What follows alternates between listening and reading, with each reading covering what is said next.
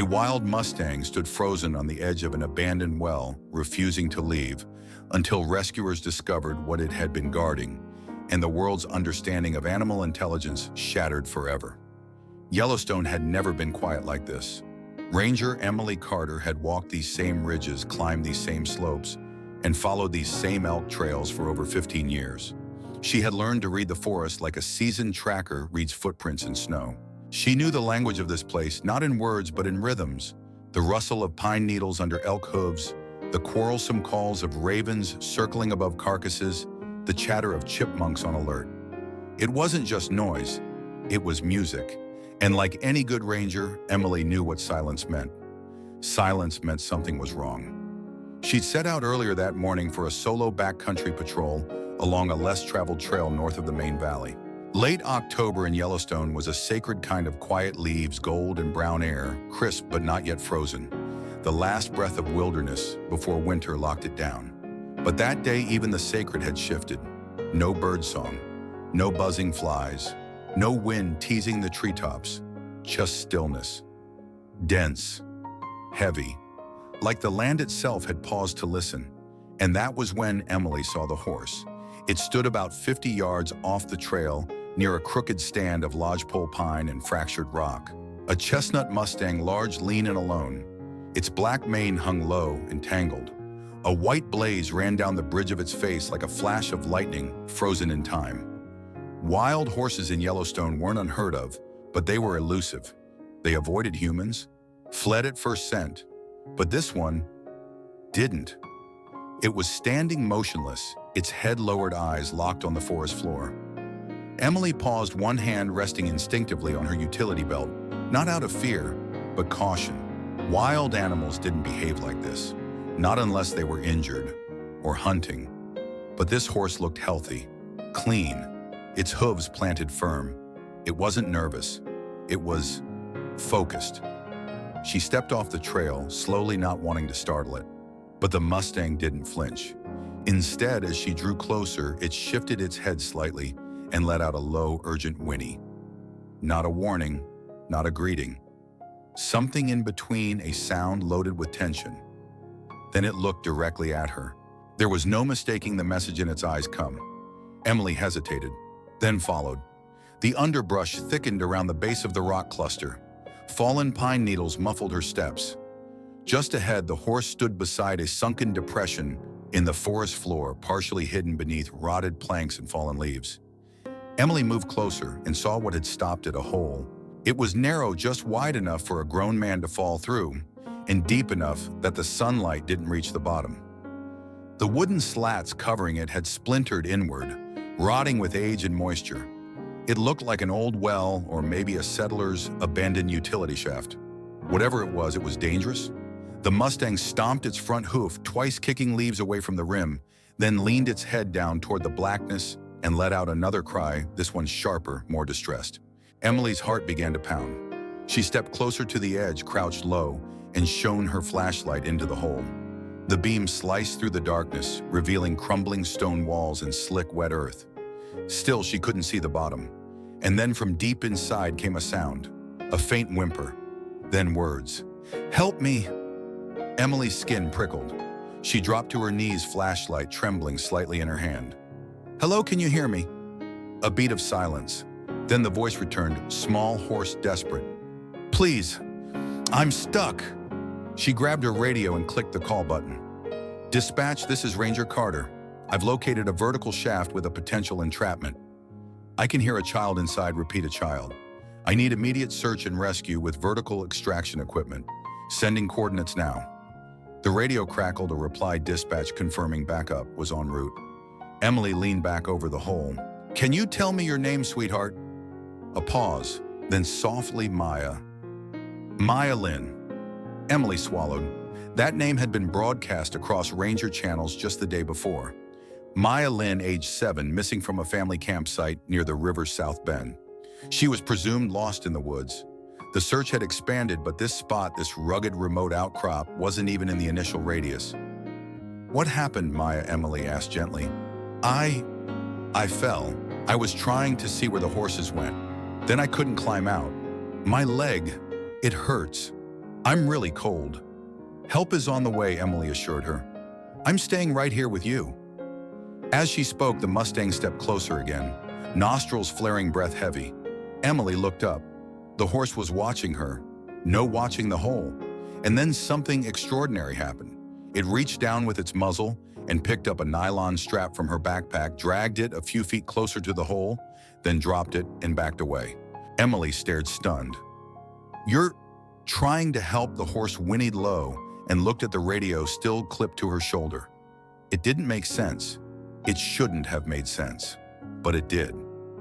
Emily felt something shift inside her, an understanding that went deeper than logic. This horse hadn't just stumbled upon Maya. It had found her. It had stayed. And now somehow it was making sure someone came. The minutes crawled by.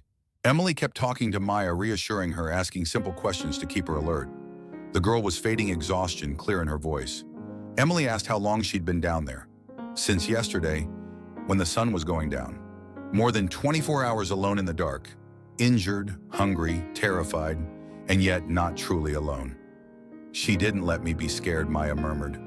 Who, the horse? She made noise all night. She didn't leave. Emily glanced at the mare. You stayed here. The horse snorted again, then walked a wide circle around the hole, restless, alert. She wasn't just watching, she was protecting. Rescue sirens sounded faintly in the distance. The cavalry was coming. But Emily knew none of this would have happened if not for the Mustang. By the time the rescue crew arrived, setting up harnesses, tripods, and vertical descent gear, the forest had changed. The wind had returned, rustling through the pine tops. The birds had begun to sing again. But something else had changed too, something harder to name. Jace, the team leader, approached and took stock of the situation. That's a tight drop, he muttered, looking into the shaft. No room for error. I'm the lightest. I've got vertical training, Emily said. Send me in. Jace nodded reluctantly, already barking orders to his team. As they prepared the ropes, the Mustang paced. Not nervously, intentionally. She sniffed the coils of rope, stepped close to the tripod, then walked to the hole and leaned down one more time. She's still checking on her, one of the rescue medics said, watching with disbelief. Emily strapped on her harness, clipped in, and took one final look at the horse. I don't know who you are, she whispered, but thank you. Then she descended. Emily Carter descended into the dark shaft slowly, methodically, every movement cautious but determined. The harness creaked with each inch of progress, and the ropes above groaned under the shifting weight. The rock walls pressed close around her, the narrow shaft giving off a pungent smell of damp earth rot, and something faintly metallic, blood perhaps. Her headlamp cut through the blackness in a thin cone, illuminating jagged stones and patches of moss as she dropped lower. She could hear Maya's shallow breathing, now echoing faintly upward through the enclosed space. I'm almost to you, Maya, she called, keeping her voice calm and steady. Just hang in there. 20 feet down, Emily saw her. Maya Lynn was huddled on a narrow ledge, one leg bent at an unnatural angle, her small hands gripping a piece of old timber like a lifeline. Her clothes were soaked, her hair matted to her cheeks, her face streaked with tears and dirt turned toward the light with a flicker of recognition. You came, she whispered. Emily lowered herself until her boots touched the ledge, crouching beside the girl without hesitation. She reached out and placed a hand gently on Maya's shoulder. The child didn't flinch. If anything, she leaned into it. I told you I would, Emily said softly. You're going to be okay, I promise. Maya looked up at her with wide, glistening eyes. The horse told me you'd come. Emily froze for a moment. The horse? She asked gently. Maya nodded. She stayed here. She didn't leave. She made sounds all night, like she was trying to talk to me. Emily glanced upward. A sliver of sky was visible far above clouds, gathering, now growing heavier. The weather had been a question mark all morning. A storm had been forecasted, but no one expected it so soon. I think Emily said carefully that horse knew exactly what she was doing. Maya didn't reply. She was shivering and her teeth had begun to chatter. Emily pulled a mylar blanket from her side pouch, unfolded it, and wrapped it around the girl's shoulders. She examined the injury next. Maya's leg was definitely broken, swollen, and angled wrong below the knee. Moving her would hurt, and the confined space gave Emily little room to maneuver. She tapped her radio. Jace, I'm at the girl. She's stable, but her leg's broken. I'm going to need a two-person hoist. Start preparing extraction. Static crackled. Then Jace's voice came through tense. Understood, but we've got a bigger problem. Weather Service just issued a flash flood alert. That storm cell is moving faster than expected. You've got maybe 10 minutes before it hits. Emily's gaze snapped to the bottom of the shaft. She could already see water beginning to collect, a thin pool slowly spreading. The shaft, she realized with a jolt, could become a death trap in minutes. She looked back at Maya, who was clinging to her like a lifeline. We're going up now, Emily said. It's going to hurt, but we don't have a choice. Maya nodded bravely, though her face was etched with fear. Emily began securing the girl to her own harness, every movement deliberate. She whispered apologies as she adjusted the straps, especially when the broken leg had to be shifted into position. Maya whimpered once, but didn't cry. From above, the whinny of the Mustang echoed faintly down the shaft. It was soft, almost mournful, but unmistakably there.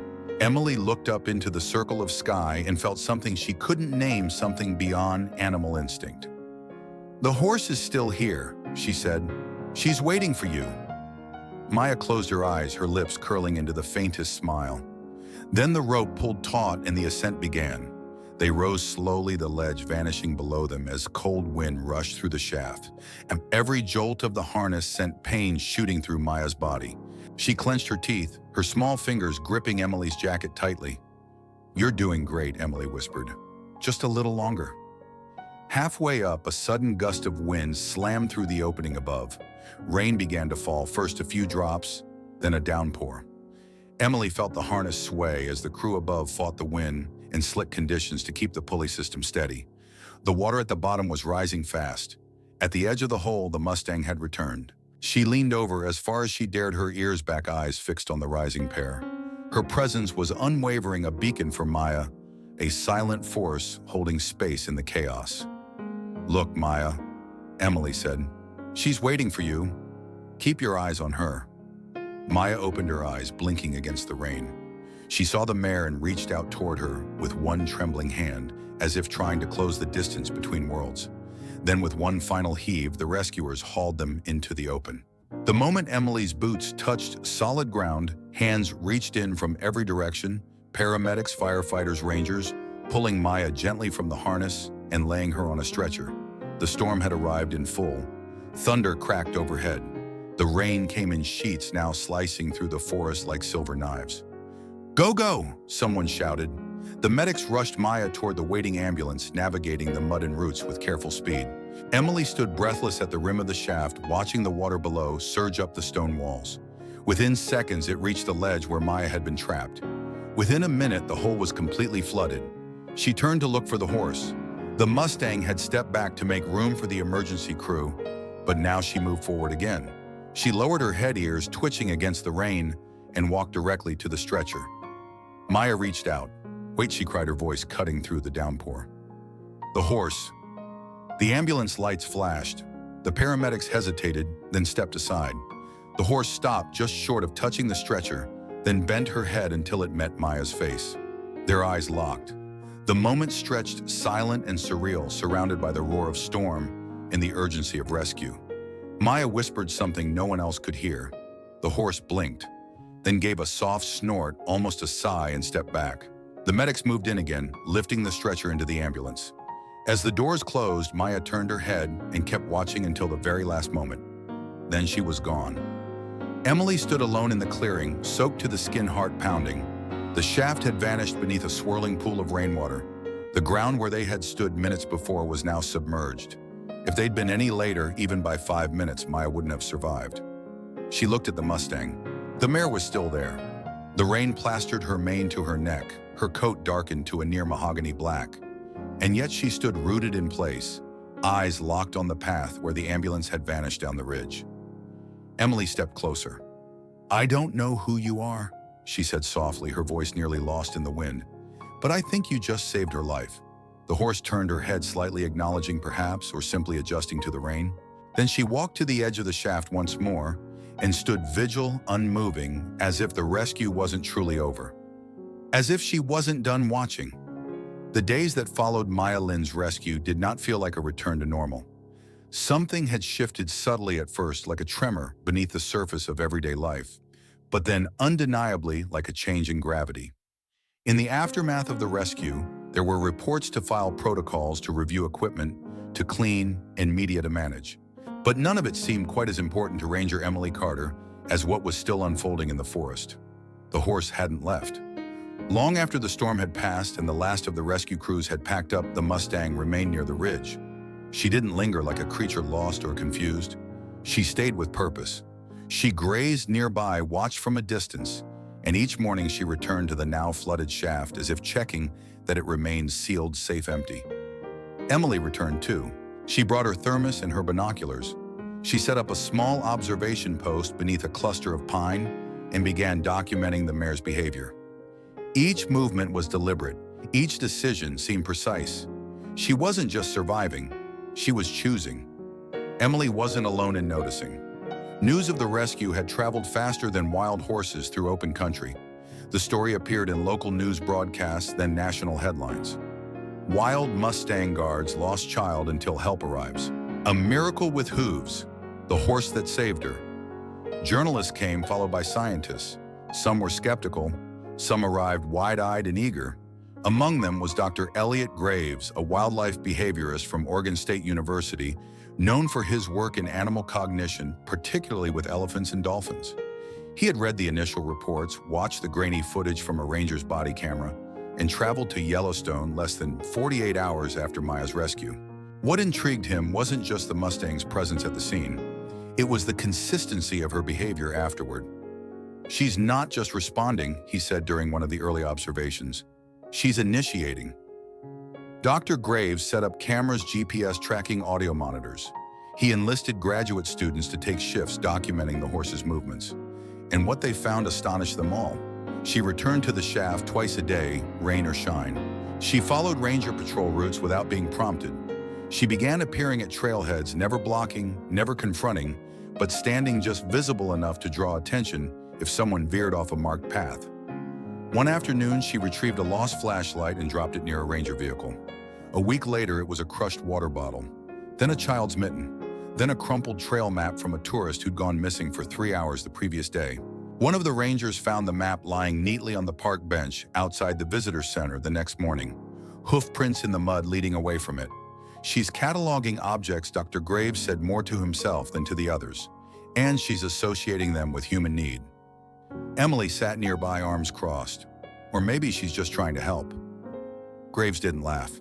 He looked at her eyes, serious behind his wire-rimmed glasses. Helping requires recognition. It requires empathy. That would suggest a level of intelligence most researchers aren't ready to assign to wild equines. Emily didn't need scientific validation. She had seen it in the mare's eyes. The way she had looked at Maya, the way she had stood over the hole like a sentry. This wasn't mimicry, it was mindfulness. And she wasn't the only one who believed it.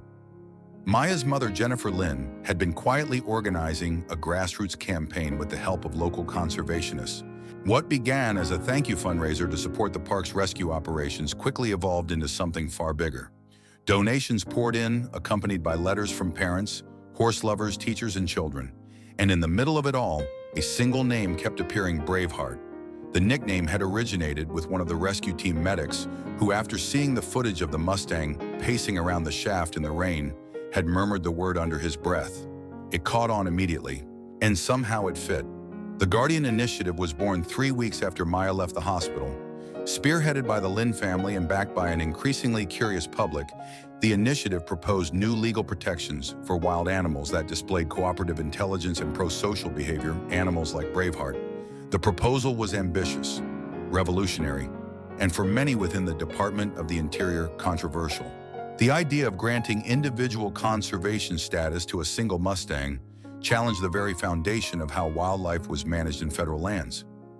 Wild meant wild.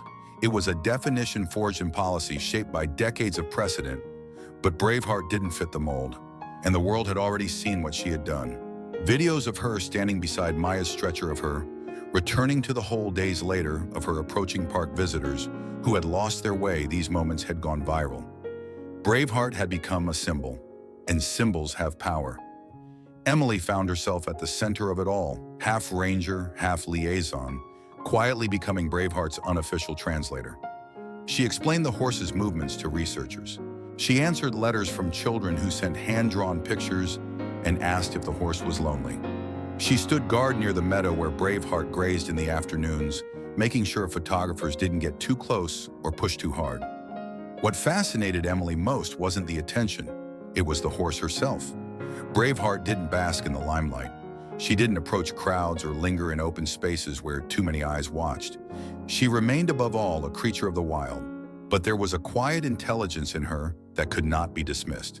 She operated on the edge of the human world, just close enough to touch it, never far enough to be tamed. One morning, Emily arrived at the ridge just after sunrise and found Braveheart already there. The mare was standing at the edge of the now closed shaft, her head lowered, ears flicking toward the sound of wind through the trees. Emily sat a few feet away watching. "You still come back here," she said softly. Even though she's safe now, Braveheart didn't move. "She remembers you. You know," Emily continued. "Maya, she talks about you every time I call. She says she dreamed about you standing outside her window." The horse turned slightly, just enough to acknowledge her presence. "She's coming back," Emily said. "She wants to see you." At that, Braveheart stepped forward, not toward Emily, but toward the shaft, lowering her head again, as if checking, as if confirming the emptiness was still true. "She doesn't understand wild and domestic," Dr. Graves would later tell the committee reviewing the initiative. "She doesn't need to. She understands loyalty, memory. She understands choice." The committee approved the motion. For the first time in the park's history, an individual animal was granted protected status, not as a member of a species, but as herself. Braveheart would not be captured, relocated, or collared. She would be monitored only for her safety. Rangers would intervene only in the case of medical emergency or natural disaster. A small shelter was built near her usual grazing field, outfitted with solar-powered heaters for winter months. She remained in every way that mattered, wild, but not alone, and certainly never forgotten. As the summer solstice approached, preparations were made for Maya's return to Yellowstone. She had requested a private moment before any interviews or ceremonies. Just her and Braveheart. No cameras, no speeches, no expectations. Emily arranged everything. At dawn, just as the morning mist began to lift from the valley floor, Maya stepped out of a parked vehicle wearing hiking boots and a soft pink scarf. She was taller now, stronger, but still unmistakably the same girl who had once whispered to a horse from 25 feet underground. Braveheart appeared less than 10 minutes later. No one had signaled her. No one had made a sound. She simply came. Maya walked forward and stopped a few feet away, her hands loose at her sides. She didn't speak. She didn't reach. She waited. Braveheart took the final steps. When their faces were inches apart, Maya closed her eyes. She leaned forward and Braveheart lowered her head. Their foreheads touched lightly, silently, completely. The others watched from a distance. Not one word was spoken. Not one camera clicked. When Maya finally pulled back, she looked at Emily and smiled. "I want to give her a real name," she said. "Not just something we call her, something she is." Emily raised an eyebrow. "She already has one." Maya shook her head gently. "She has a nickname, but I want to name her." Emily waited. Maya took a deep breath. "Guardian," she said. And from that moment on, Braveheart became Guardian. Not just a symbol, not just a miracle, but a story carried in the hearts of everyone who heard it. A name for something wild and wonderful and true. Years passed, as they always do, but the memory of what happened in Yellowstone never faded. Some stories live briefly in headlines, rising and falling with the news cycle.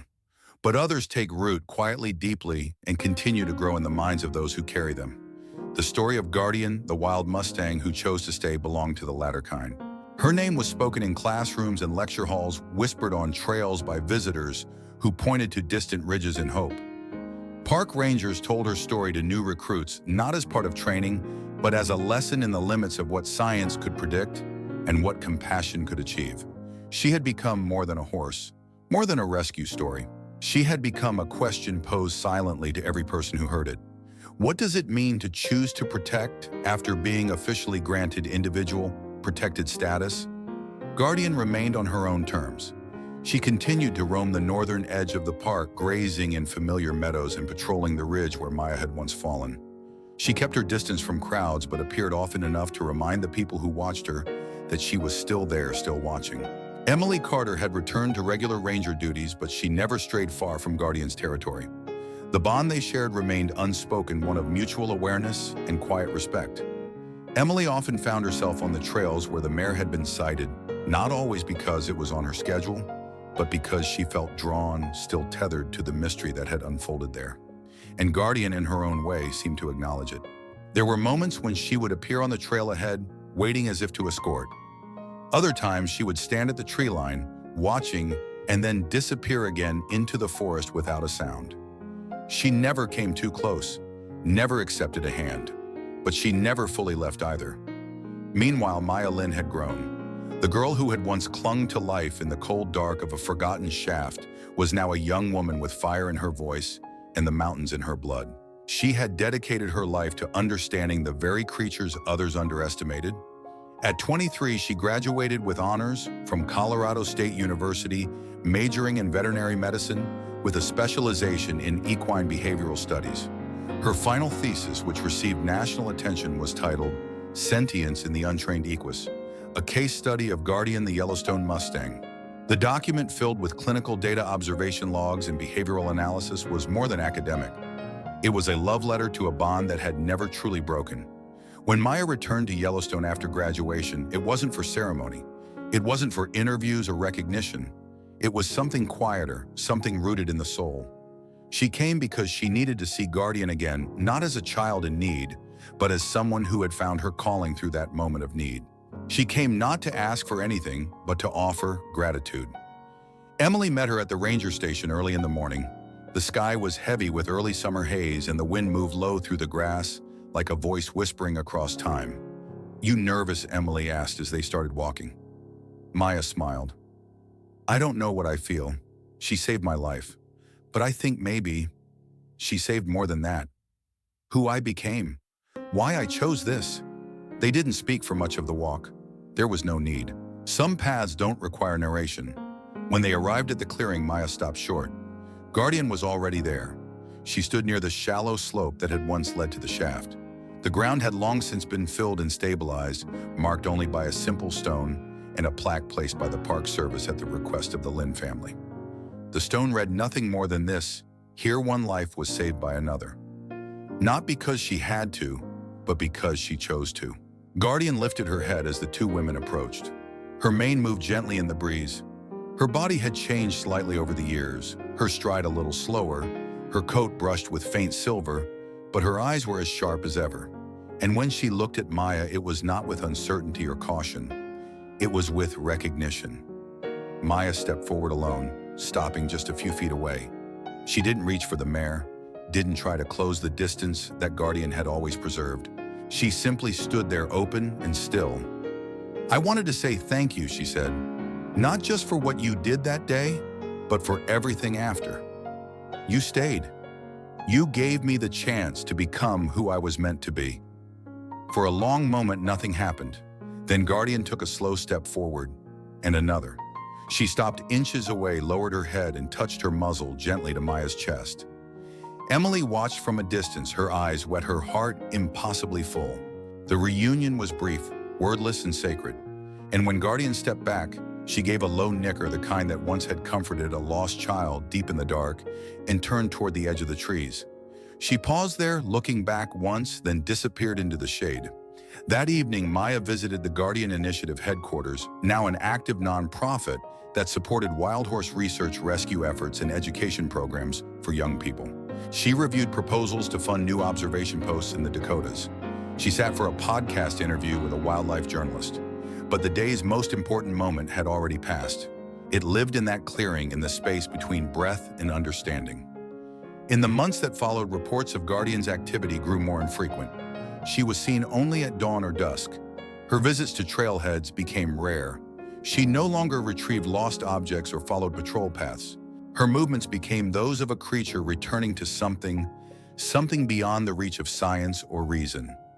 Emily suspected what it meant. One autumn morning after a night of heavy fog, she hiked to the clearing and found the meadow empty. No hoofprints, no signs, just wind in the grass and the first golden leaves of the season falling around her boots. Guardian was gone. She searched for weeks.